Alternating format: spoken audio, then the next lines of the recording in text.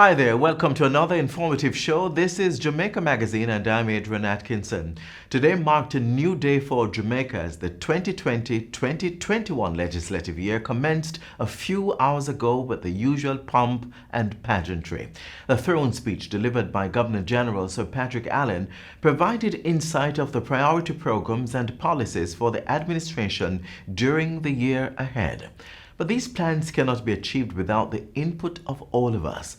Let's do our part in our neck of the woods to make Jamaica more than a paradise, but the place of choice for all.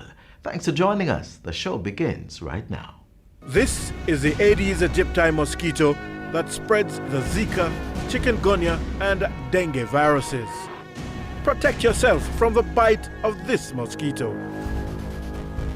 A message from the Ministry of Health.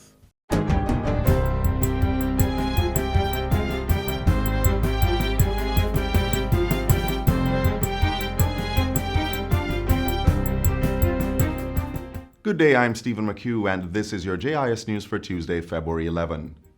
The Ministry of Health and Wellness says test results should be ready in 2 to 3 days for the individual who was placed in isolation yesterday after recording an elevated temperature and having recently returned from China. The unidentified person had been in quarantine for 8 days, in keeping with government's recent travel restrictions, which demand that all persons allowed to enter the island from China will be subject to immediate quarantine for a minimum of 14 days. Samples have been taken and will be processed by the National Influenza Center and sent overseas for testing. This is the first person to develop any symptom after being placed in quarantine. Another individual was previously placed in immediate isolation upon arriving from China and displaying mild symptoms, which the Health Ministry says have since resolved. Chief Medical Officer Dr. Jacqueline Bisesa McKenzie says while that individual's symptoms did not necessarily meet the case definition for the novel coronavirus, they remain in isolation for the full quarantine period out of an abundance of caution. These two persons are among 116 individuals who arrived in the country between January 23 and February 8 after being in China 14 days prior to their arrival. 27 were not granted landing privileges, while 10 persons were placed in a quarantine facility operated by the Ministry of Health. Another 78 persons were assessed as being low risk for infection and have been quarantined at home for follow-up with the local health departments. I want to pause here to recognize and thank the healthcare team for their diligence and overall monitoring of this situation. The health minister gave the update during a press briefing at his ministry yesterday. Government says the 2020-2021 financial year will be the start of a decade of growth, underpinned by a robust legislative agenda, as well as accelerated investments in infrastructure, renewable energy, skills development, environmental protection, and crime and violence. The agenda was outlined in the throne speech delivered by Governor General Sir Patrick Allen during this morning's ceremonial opening of Parliament. With security as a high priority, he said there would be significant capital investment and social intervention to address the scourge of crime. In addition, 3 critical pieces of legislation will be advanced: the Law Enforcement Protection of Integrity Act, Corrections Amendment Act, and the Aliens Act and Immigration Restriction Commonwealth Citizenship Act amendments legislation.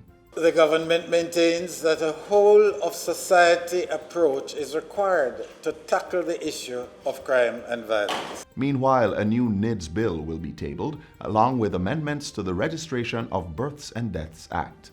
The Governor General also announced continued heavy investment under the Greater Infrastructure Development Program.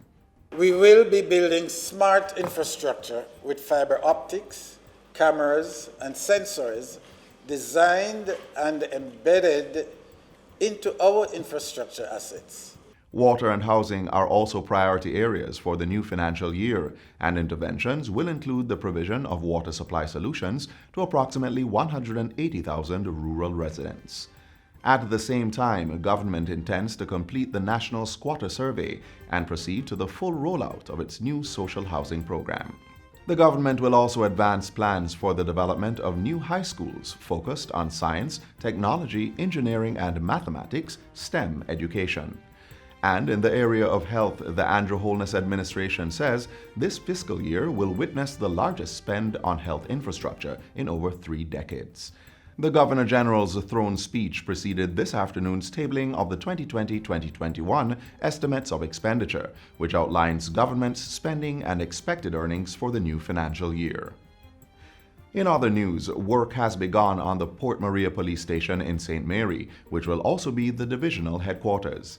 The 4-story facility is being built at a cost of $250 million through funding from the National Housing Trust.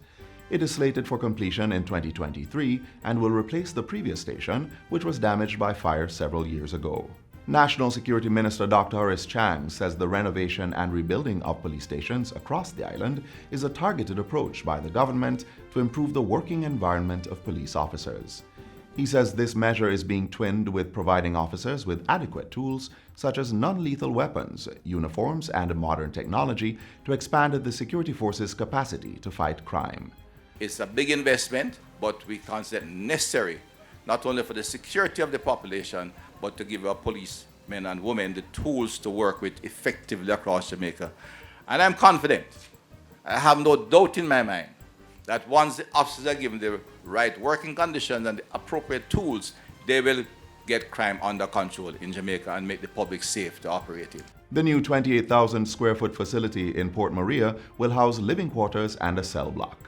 Public passenger vehicles (PPV) owners will have the option of renewing their licenses online at their own convenience via the Transport Authority's website.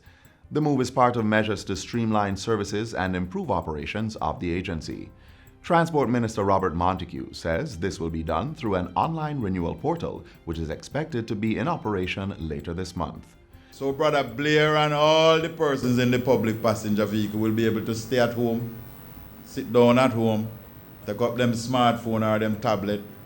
Brother Blair can go on him Apple computer, go on to our portal, put in the required information, get your license renewed, and him just swipe him credit card, and we take him money, and we send him the renewal. Minister Montego was speaking recently at the Transport Authority and Hope National Service Corps Drivers Training launch.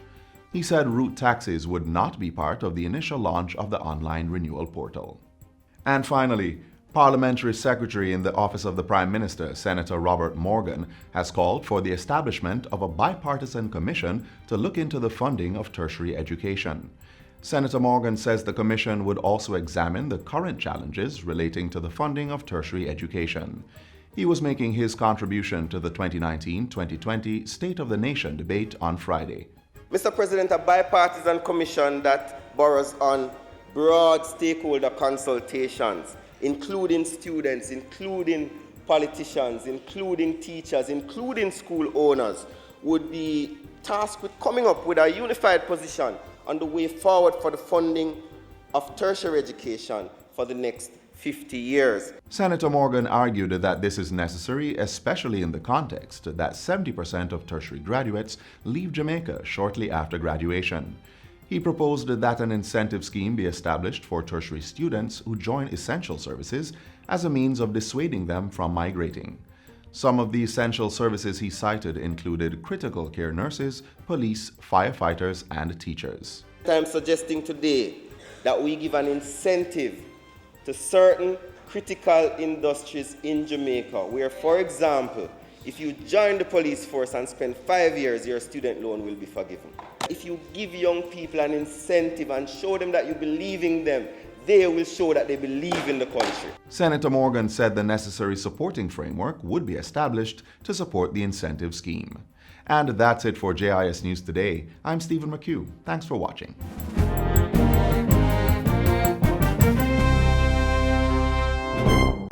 Reggae Month 2020 is here and a host of activities are in store across the island.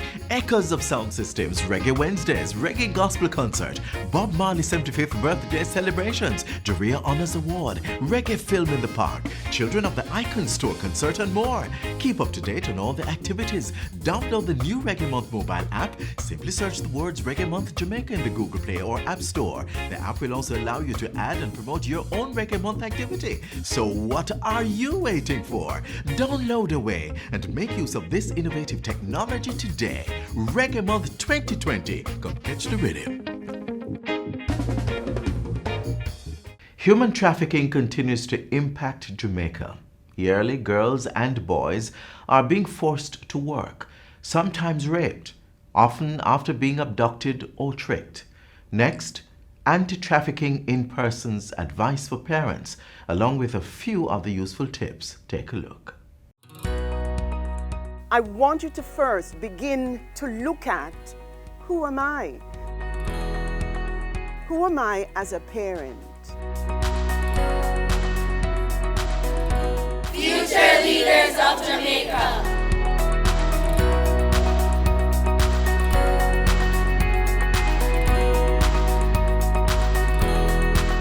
Future Leaders of Jamaica started in 2013, and what we try to do is to level the playing field as it relates to opportunities from an educational standpoint by providing resources to our students from low-income families. Whatever the student need, we invest in that student to ensure that at the end of the day, we have a successful product coming out. We actually kicked off our first ever parenting seminar, and we want to make sure that the parents have the tools to be able to help guide them through life. We focus a lot on the parenting to help the parents to be a better you.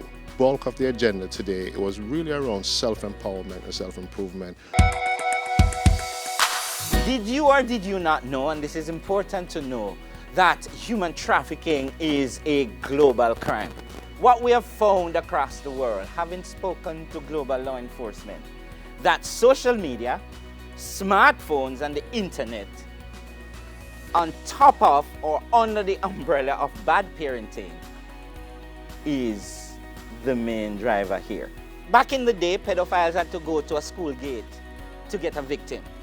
Where do you think the pedophiles are now?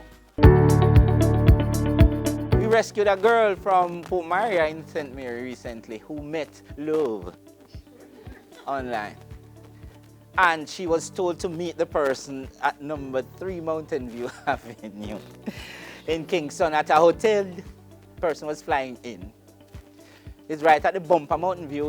We got her in. We have across the world 16 ways in which a person can be trafficked. Organ harvesting is possibly of the dead. We can also harvest organs from live people. Debt bondage. This is where debt is either owed or believed to be owed. Child soldiers. Across the world, they are recruiting kids, and we're trying to get that in our law. When the gangsters get kids in, then we charge them for human trafficking. Forced begging. Just last year, we closed our first case in Jamaica of persons who forced others, youths they were, to go on the street in Spanish Town and beg at stoplights. The target age group are usually 14 to 21 years old. And the reason for 14 is because they are perceived to have a longer shelf life. The pedophiles are attracted to them. Did you know, or did you not know, that the average female in human trafficking gets raped 31 times per night? Some more, it's averaging out, some less.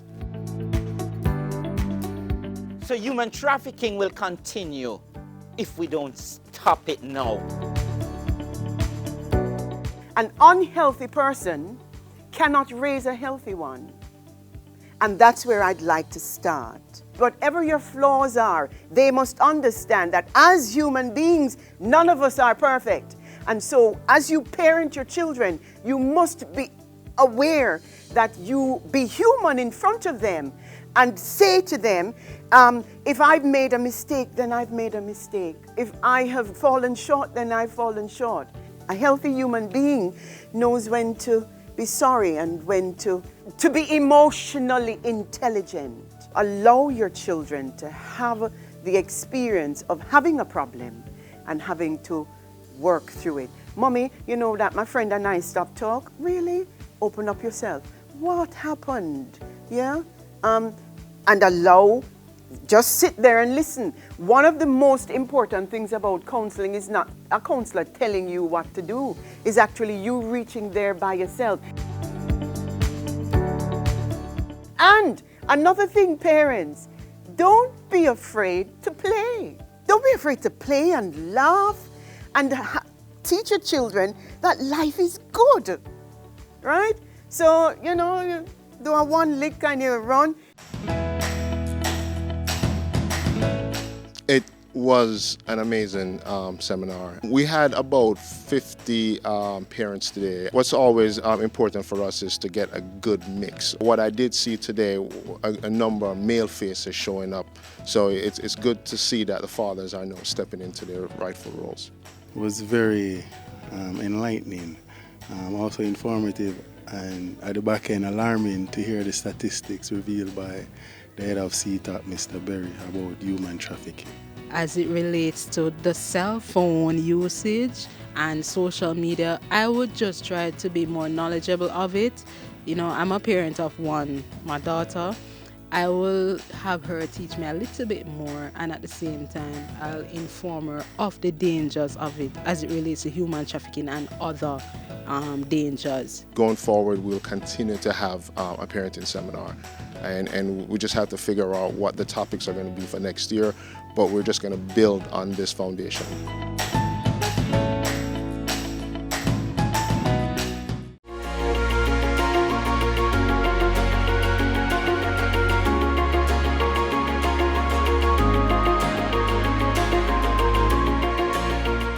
Up next, a roundup of activities by Prime Minister Andrew Holness during the past week.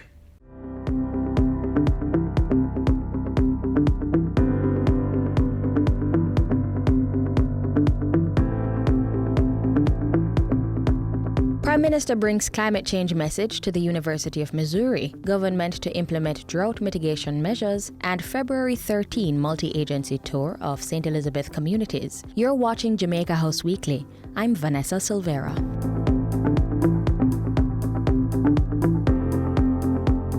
Prime Minister Andrew Holness left the island last week, Tuesday, for a 4-day visit to the University of Missouri in the United States of America. The Prime Minister was a presenter at the school's Black History Month lecture series. On Thursday, he addressed students on democracy, youth leadership, and the future of the world. As future leaders, Mr. Holness urged the students to make addressing challenges related to climate change a priority. My position to young people would be for them to develop a sense of consciousness about this issue, for what the future of the world could look like. Because the truth is that the future of the world could see many of these islands losing their coastal areas, many of them being not viable because of frequent natural disaster events, many of them suffering from extreme drought and extreme flooding.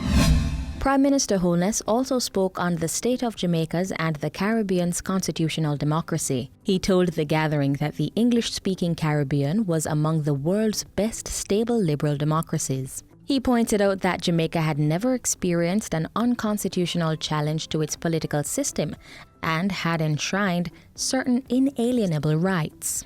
Regardless of economic fortunes, and we have not always had great economic fortunes. Indeed, for almost 40 of our 60 years of independence, we have not had good economic fortunes.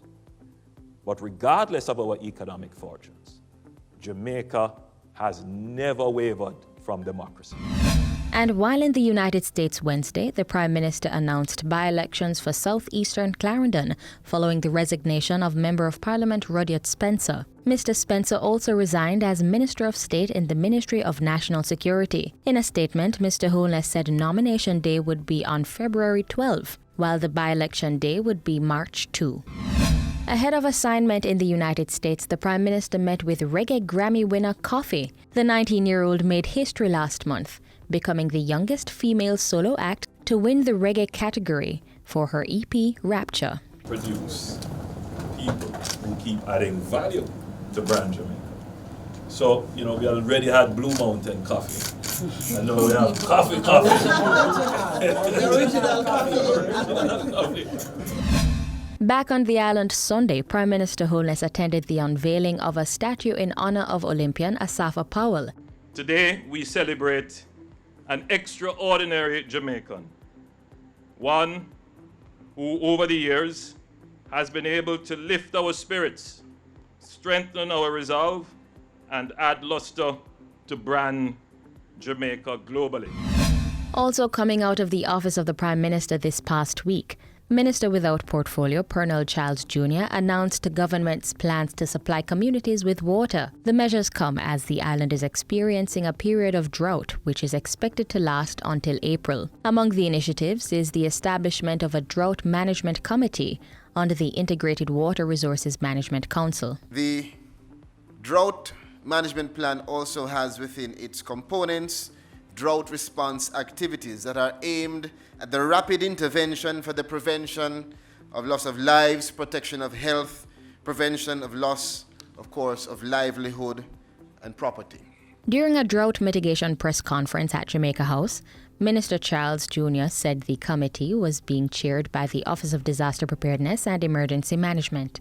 There will also be representatives from the Ministries of Health, Local Government, and Economic Growth and Job Creation. In the meantime, Minister Childs says 26 rural water supply projects supplying 56,000 residents are to be completed in 2020.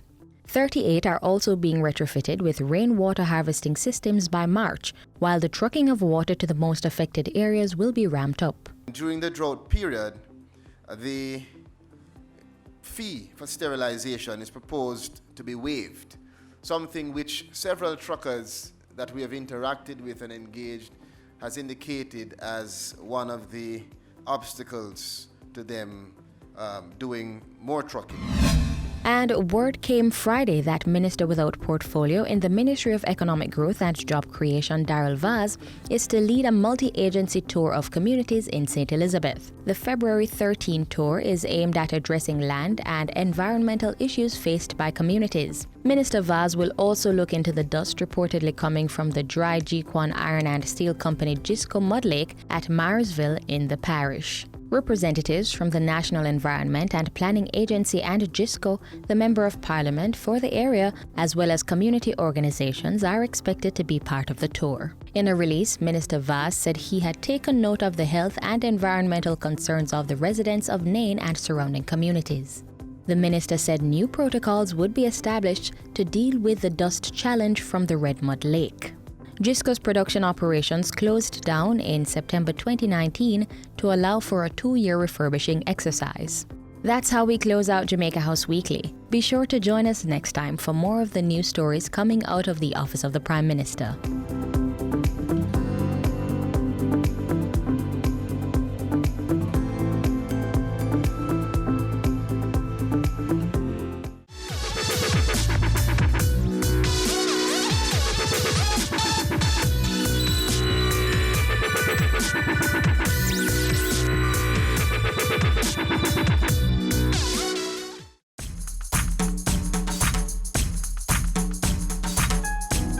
Tax season simply is the time when persons with other sources of income, employed persons with other sources of income, partnerships, companies, etc. are required to file their annual income tax returns for 2019 and to file their estimated returns for 2020. What is particularly different about tax season this year is that whereas our income tax due date is usually March 15th, because the 15th falls on the weekend, persons are expected to file these returns on Monday, the following Monday, which is March 16.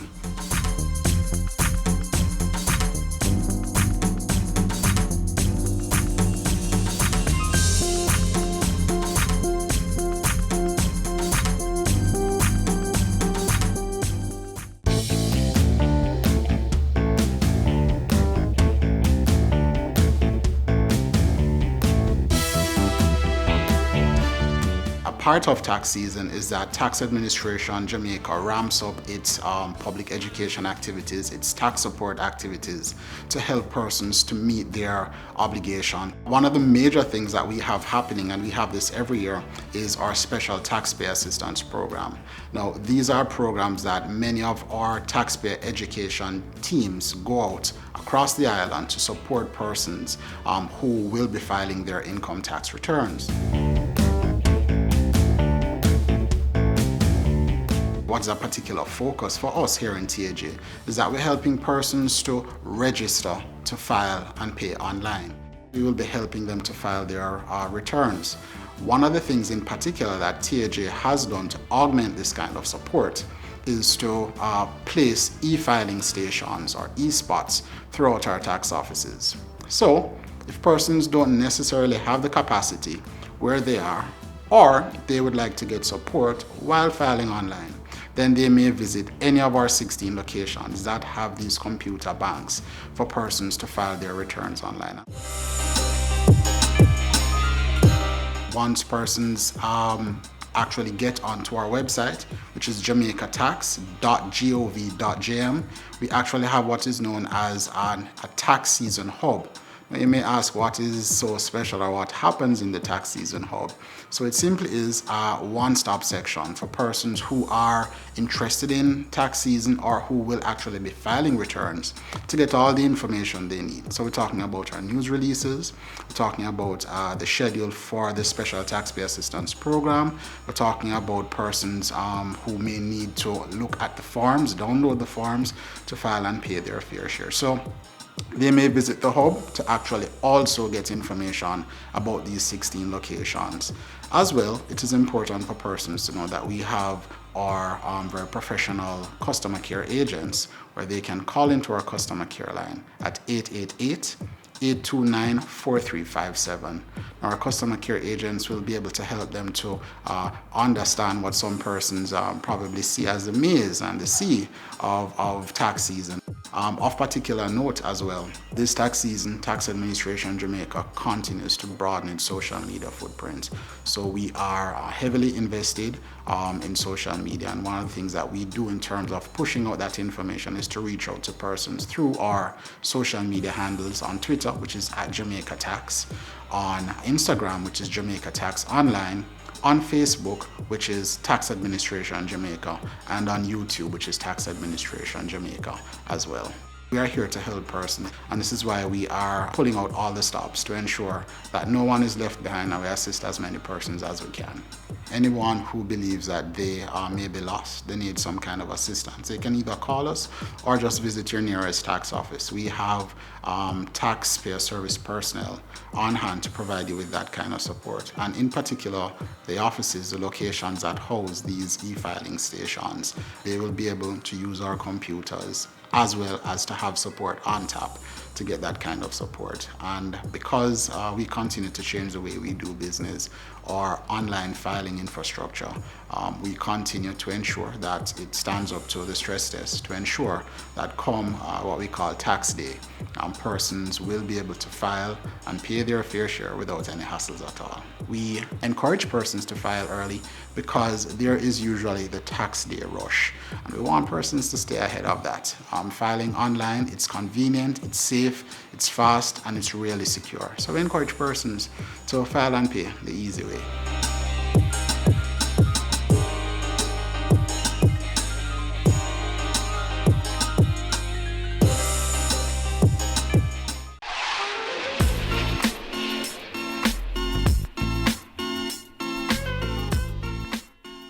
We've come to the end of the show, but only for today. Do catch us again tomorrow right here on this station.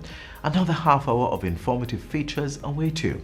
Until then, please send your feedback to Jamaica Magazine at jis.gov.jm. You may also connect with us on Facebook, Instagram, Twitter and YouTube.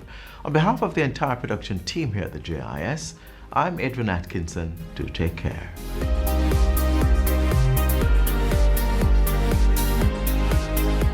This has been a production of the Jamaica Information Service, the voice of Jamaica.